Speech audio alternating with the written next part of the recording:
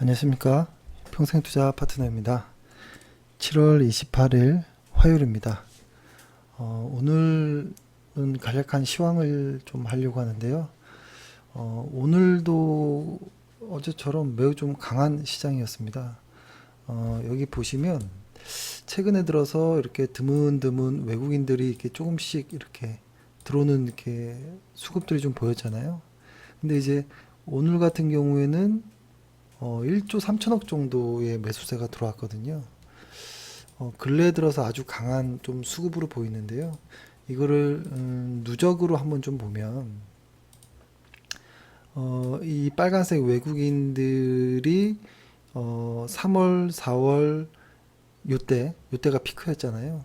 3월, 4월 요 구간을 이렇게 보면 이렇게 훅 이만큼 빠졌던 그 매도의 이 강도가 많이 줄고 이제는 오히려 조금씩 순매수로 전환이 되나 이런 좀 희망적인 이런 좀 느낌도 있는 것 같습니다. 그렇지만 아직 방향성이 뭔가 이 수급의 방향성이 확 달라진 건 없습니다. 아직은. 그러니까 우리가 어떤 뭐 미래를 예측해서 뭔가 달라지지도 않았는데 먼저 포지션을 선정한다거나 뭐 이럴 필요는 없다라고 보고요. 보면은 코로나 이후에 개인 투자자들이 강한 매수는 여전히 이어지고 있고 기관 투자자들은 아직 방향성을 모르겠습니다. 모르겠고 외국인들은 쭉 몇 달 동안 팔다가 뭐 방향성이 그렇다고 확 달라진 건 아니죠. 좀 강도가 약해진 이런 부분이 있고 그리고 오늘 이제 거래소의 어떤 외국인들의 강한 어떤 이 매수세가 어떤 의미를 부여할 수 있을까라고 보면 아직은 모르는 것 같아요. 아직은 모르는 것 같고, 시장에서도 뭐 이야기가 많이 나오지만, 그러니까 최근에 저희가 시황 방송 유튜브를 많이 하지 않았던 거는, 크게 달라진 게 없습니다. 잡음은 많거든요. 잡음은 많지만, 실적으로 이야기할 거리가 많지 않았던 것 같아요. 근데 잡음이야, 뭐, 만들면 계속 만들 수 있는 거기 때문에 그 잡음 하나하나를 이렇게 소개할 이유는 없죠. 오히려 혼란스럽기 때문에 최근에 가장 좀 관심 있게 좀 보는 것은 그러니까 어떤 뭐 여러 가지 어떤 미국과 중국의 어떤 갈등도 있을 것이고 IT 기업 CEO들의 어떤 청문회라든지 뭐 여러 가지가 있겠지만 최근에 그래도 가장 좀 화두가 되는 아니면 저 개인적으로 관심 있는 것은 금융자산 인플레이션이 지속될 것이냐 뭐 이런 부분일 텐데요. 이것과 관련해서 저는 솔직히 모르겠지만 이제 시장에서는 2009년도와 많이 비교하거든요. 근데 저는 오히려 2017년도랑도 좀 비슷한 것 아닌가? 그거에 대한 어떤 근거들은 나중에 다시 한번 좀 자세하게 말씀드리고 일단 있는 그대로만 좀 보고 결론을 말씀드리면 어, 설명을 간략하게 드리겠지만 일단 먼저 결론부터 말씀드리면 일단은 주가의 상승이 어떤 실적에 의한 것은 아직은 아니다라는 생각이 들고요. 이게 실적의 전환인가? 실적이 정말 좋아지는 건가? 2분기 혹은 3분기가 바닥이라는 것을 주가가 먼저 선반영하는 것인가? 이거 진짜로 제대로 마음 편하게 매수 포지션으로 해도 되는가라는 것은 그래도 좀 안심하려면 과거의 어떤 사례들을 좀 봤을 때 외국인 투자자들이 좀 들어와야 됩니다. 그것은 어, 경기 어떤 펀더멘털이 좀 풀리는 어떤 신호로 볼 수 있기 때문에 다만 오늘 하루로서 그것을 이렇게 수급의 어떤 모습이 나오기 이전에 판단하기는 좀 어렵고 제가 이따가 PER의 어떤 밴드를 좀 보여드릴 텐데 조금 이렇게 고민되는 이런 부분도 있습니다. 그리고 오늘로써 보면 제가 이제 자주 이제 보여드리는 것이죠. GDP 비율, 시가총액과 비교하는 것인데 지금 한 97% 정도까지 올라왔습니다. 근데 과거부터 이렇게 쭉 보면 이 100%를 잘 넘기지 못했어요. 2017년도에 한번 100%를 넘겼는데 과거에도 100% GDP 100을 확 넘긴 적이 없는데 지금 97%까지 왔다는 것은 뭐 특별한 어떤 굉장한 무언가가 있지 않은 이상 어, 돌파하기가 쉽지 않지 않을까 이런 생각은 해요. 조금 기분 나쁜 어떤 내용일지 모르겠지만 그렇습니다. 과거에 보면 2011년도, 2000 이제 7, 8년도 요때 또 100을 넘지 못했고 2017년도에는 넘어갔었죠. 그러다가 이제 확 빠졌고 다시 이제 재도전하는 건데 지금 97%가 이걸 100을 넘어갈 수 있을까? 이거는 아직 어떤 뭐 모멘텀은 무언가가 만들어질지 모르겠지만 우리가 확인할 수 있는 실적으로는 아직 확인된 게 하나도 없다라는 것이고 최근에 기업들의 어떤 실적들이 나름 괜찮은 것들이 있는 것 같아요. 근데 그 양은 많지 않은 것 같아요. 좀 많이 저희가 그 텔레그램에도 올려드렸던 것처럼 실적들이 확 좋아진다라고 볼 수 있는 업종들이 그렇게 많지 않아요. 근데 이것은 그렇게 뭐 기분 좋은 건 아니거든요. 그래서 조금 우려되는 부분도 많다. 그러니까 저희가 뭐 코스피의 어떤 분산도 많아지고 뭐 이런 것들을 좀 말씀드렸지만 최근에 보면 변동성 지수가 뭐라고 할까요? 변동성 지수가 이렇게 변동성 그러니까 지수가 올라가면 변동성 지수가 빠져야 되는데 지수가 올라가는데도 변동성 지수가 잘 안 빠지는 이런 모습이 오히려 조금 증가하는 이런 모습이 나오는데 이거는 이런 것들이 지금 이렇게 시장이 하루 이틀 정도 강하게 올라온 것을 기분 좋게 하진 않는 것 같아요. 그래서 조금 불안한 부분도 있고 그 다음에 좀 보면 요거를 좀 보여드리고 싶은데요. 이게 뭐냐면 과거에 이렇게 좀 보면 2017년도 아니 2000 그러니까 2007, 8년도를 지나서 서브프라임 이후에 리먼 사태 이후에 시장이 회복하는 이 구간이죠. 그러니까 이 오른쪽 먼저 보면 점선으로 된 게 2009년도의 이 모습이고 이 진한 색은 그 2020년도의 이 모습인데요. 주가가 뭐라고 할까요? 요 구간을 한번 이렇게 보면 어떤 모습이 있었냐면은 요 모습이 언제였냐면 요때였었거든요. 그러니까 그 어떤 과거의 어떤 역사적 PER이 아주 상단에 탁 달라붙었을 때 그리고 요번에도 그런 모습이 나오는데요. 요 당시 때를 이렇게 생각해 보면 실적은 아직 확인되지 않았는데 주가가 미리 확 올라버렸던 이런 모습이었거든요. 그 당시에서 과거 2009년과 2020년에 비슷한 점은 한 두 달 정도 횡보 기간을 이렇게 거친 이후에 2009년에는 주가가 이제 쭉 상승을 했죠. 근데 올해는 어떨지 모르겠지만 올해 이 모습을 좀 보면 과거랑 한번 비교해 볼게요. 코스피를 보면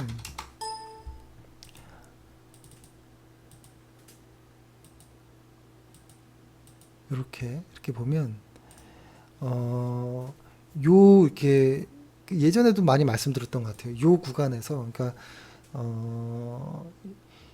시장이 이렇게 엄청 무섭게 빠지고 나서 시장이 이렇게 확 반등했을 때 요 초기 때는 PER들이 강하게 상승해줬고 뭐 어떤 실업률들이라든지 이런 것들이 안정되면서 주가가 쭉 상승한 구간이 있었고 요 구간부터는 실제로 한국에 외인들이 다 들어올 때였습니다. 외인들이 들어올 때. 요 당시 때를 보면 기업 실적들이 좋아지는 부분들이 많았어요. 상향되고. 그때 잠깐 한 두어 달 횡보하고 그다음부터 아주 강한 상승을 꽤 큰 변동성과 함께 올려줬거든요. 근데 이번에도 좀 비슷해요. 여기까지는 이렇게 올라갔고 두 달 정도 횡보 기간이 있었는데 과거 이런 모습이 나오려면 실적의 상향들이 나와야 됩니다. 그리고 외인들의 수급이 들어와야 되고 그때 변동성이 크지만 장기적으로 좀 우상향했던 이런 기억들이 나는데요. 저는 이것을 조금 지금 판단하지 말고 그러니까 과거 거를 봤을 때 이렇게 보면 요 횡보 구간이 여기였었거든요.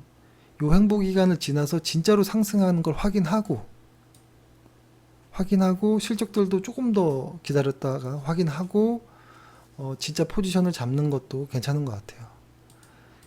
그때 이렇게 보면 이 과거를 보면 다른 거를 다 확인하고도 이때 충분히 시간을 들여서 충분히 확인을 하고 나서도 시장은 아주 강하게 올랐거든요.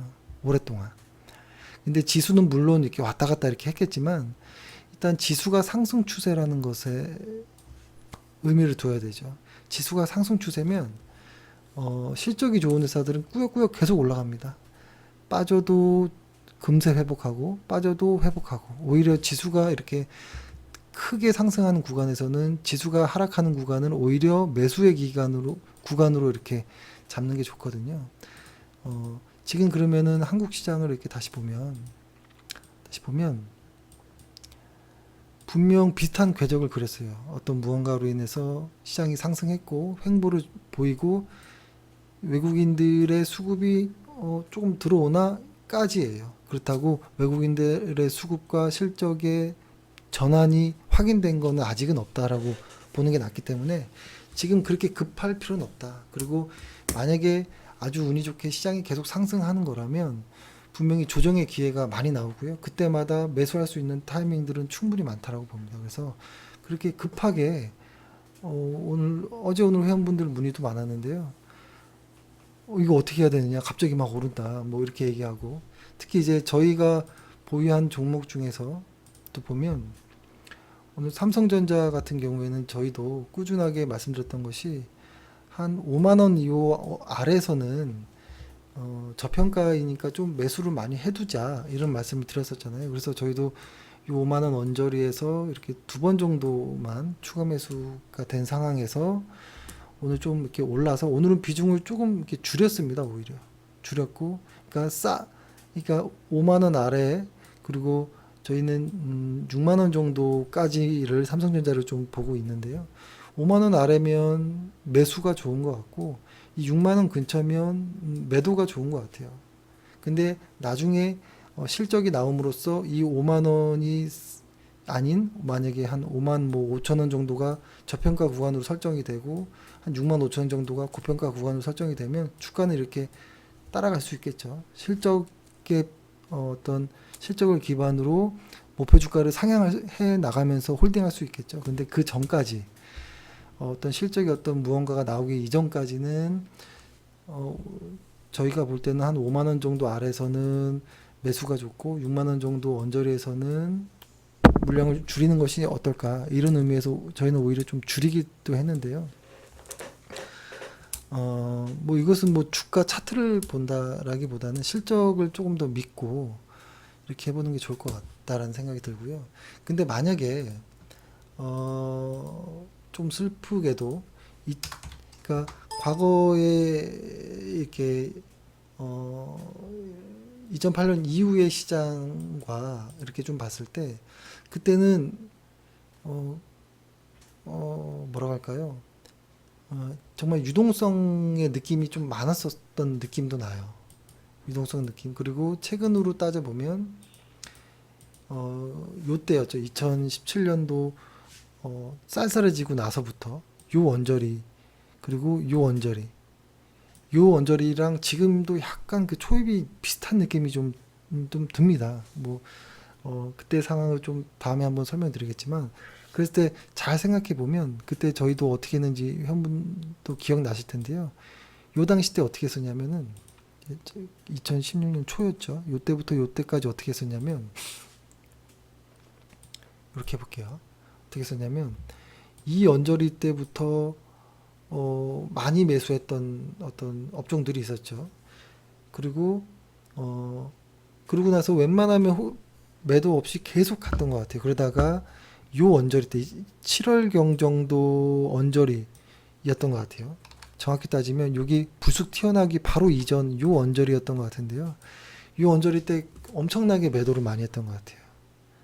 근데 요 당시 때는 매우 수급이 강했고 다 좋은 뉴스들밖에 없었거든요. 그리고 거꾸로 2016년도 요 때는 매수하기가 매우 꺼려지는 구간이었기도 하고요. 그래서 저희가 가장 수익이 좋았던 구간이 요 언저리였었고 그 다음에 추석 원저리였을 거예요. 그때 세고 나서 요 원저리 구간, 그리고 요 원저리 구간은 마치 단기 매매 혹 트레이딩 하듯이 매수하고 매도하고 짧게 짧게 했던 것 같아요. 손절도 이렇게 잡고 5% 정도 상승하면 물량 절반을 덜어내고 그 다음에 계속 트레일링으로 따라가면서 손절하고 뭐 이랬던 기억이 나고, 그리고 뭐 요때부터는 아주 강하게 뭐 매도를 전량을 매도했던 뭐 이런 거 다 기억나실 겁니다.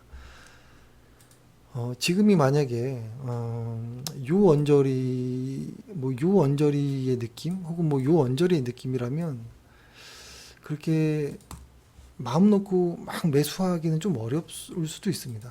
이때 당시 때는 가는 놈만 갔었고 매우 갈 때도 그 왜곡이 많았었거든요, 주가에. 그래서 쉽지 않았던. 그리고 요 당시 때 저희가 매도를 많이 했던 거는 좀 비쌌습니다. 죄다 종목들이 살 게 없었어요. 그래서 없다 보니까 조금씩 조금씩 트레이딩 관점에서만 했었던 뭐 이런 거였죠. 그래서 일단 말씀드리고 싶은 거는 뭐냐면 아까 처음에도 말씀드렸듯이 시장이 2008년도든 9년도든 2017년도든 아직은 모르겠습니다. 근데 다만 전적 이 전에 어떤 이 가격 구간을 코스피가 아직 살짝 깨기 전이긴 한데요. 조금 이렇게 마음 편하게 갈 건 아니다라는 생각을 하고요. 그리고 여기를 돌파해 내려면 저는 일단 외국인의 어떤 수급을 확인해야 되는 것이 필요하다고 봐요. 이 외국인들은 과거에도 보면 EPS가 상향될 때 들어왔었기 때문에, 그러니까 실적 보기가 어려우면 외국인들의 수급이라도 확인해야 돼야 된다. 이 두 가지 조합이 어떤 전환이 됐을 때 우리는 좋은 어떤 구간에서 종목들을 좋은 회사들을 매수하거나 뭐 추가 매수하면 되지 않을까 뭐 이런 생각입니다.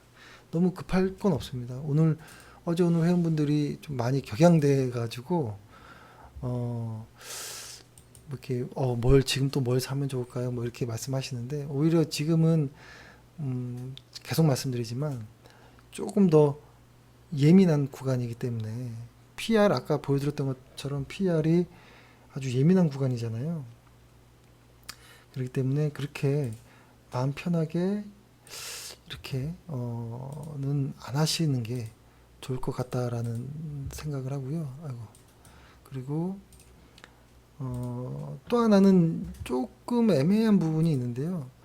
요거는 뭐 그냥 가볍게만 볼 수 있는 것인데, 과거에 보면 코로나 이전까지는 S&P 500과 트럼프 지지율이 그래도 꽤 동행을 했거든요. 근데 코로나 이후에는 거의 정반대로 움직이고 있어요. S&P 500과 트럼프의 지지율이. 근데 이것이 앞으로 이제 뭐 미 대선도 있을 텐데 아마 이런 상황을 좀 유지한다면 시장에 어떤 큰 어떤 뭔가 이렇게 안 좋은 일은 많지 않겠다라는 생각이에요. 뭐 예를 들어서 그 트럼프가 어떤 무언가 트럼프가 이렇게 지지율이 떨어지면서 무언가 이제 선거를 위한 혹시 어떤 뭐 말싸움이라든지 어떤 정책들을 했을 때 시장은 크게 반응하지 않을 수도 있겠다. 오히려 이런 생각을 하고, 과거에는 트럼프의 어떤 것에 상당히 시장이 많이 움직였었는데 지금은 오히려 트럼프의 어떤 무언가에 시장이 크게 반응하지 않겠다. 오히려 트럼프 지지율이 빠지는데도 불구하고 시장이 이렇게 가는 거 보면 정치적인 어떤 것보다는 코로나라든지 실적, 수급 뭐 이런 쪽에 시장이 움직이는 오히려 정상적인 시장이 되는 과정일 수도 있겠다라는 생각을 합니다. 그래서 최근에 저희 회원분들 중에 여러 어떤 좋은 정보들, 자료들을 저한테 이제 많이 보내주시는데 실적과 관계된 정보는 거의 없는 것 같아요. 기업 이야기가 아니라 큰 어떤 거시경제 이야기들, 뭐 어떤 뭐 화폐 이야기, 금에 대한 이야기, 최근에는 뭐 은에 대한 이야기, 유동성에 대한 이야기들을 많이 보내주시는데 금리에 대한 이야기도 많이 이야기해 주시는데 그런 것들은 투자자들이 맞추는 영역이 아닙니다. 우리가 할 수 있는 영역은 내가 보유한 회사의 실적이 예상했던 거 정도 유지되는지 정도가 최선인 것 같아요. 근데 사실 그것도 매우 어렵지만 그 이상의 것, 국제 정세가 어떻게 될지, 금이 어떤 음모에 의해서 뭐 고드만삭스 이야기도 요즘 많이 하시는데 그거는 사실 알 수도 없는 거고 그냥 뭐 읽고 넘어가는 정도로만 좀 보셨으면 그쪽에 너무 치우치면 이게 주식이 보이지 않습니다. 우리는 개별 종목을 하는 사람들이잖아요. 물론 자산에서 큰 비중을 분산을 하는 구간 어떤 것도 있지만 그거 이상의 거는 우리의 영역이 아니다라고 좀 보셨으면 좋겠고 저도 모릅니다. 그런 것들은 알 수도 없고 그렇게 많이 시장을 신경 쓰지 않고 뭐 그렇죠. 그러니까 최근에 뭐 저희가 이제 뭐 매수했던 뭐 이런 종목들이 금과 상관없는 애들도 많이 있으니까요. 그렇죠? 트럼프와 상관없는 경우도 많으니까요. 그렇다고 완전히 이렇게 딱 나눌 수는 없지만 일단 뭐 시간 할애하는 것 중에서 한 8, 90%는 내가 보유한 회사의 실적에 좀 집중하시는 게 지금 실적 시즌에 좀 좋지 않을까 이런 생각을 합니다. 예, 뭐 오랜만에 시황 방송을 했는데 뭐 딱히 변한 내용이 없어서 조금 좀 재미가 없었고요. 일단은 여기를 어떻게 넘어가는지 조금 확인하고 대응을 해도 늦지 않겠다. 그리고 이것이 그냥 단순 주가의 어떤 힘으로만 올라가는 게 아니라 어떤 EPS의 상향과 외국인들의 어떤 움직임 이것들이 같이 좀 붙는지 추가돼서 가는지도 한번 확인해 보셨으면 좋겠습니다. 그 전까지는 내가 가진 종목을 꼼꼼히 보고 내가 보유한 종목이 비싸지면 팔고 싸지면 사는 이 전략은 계속 유효한 것 같습니다. 예, 고생하셨습니다. 감사합니다.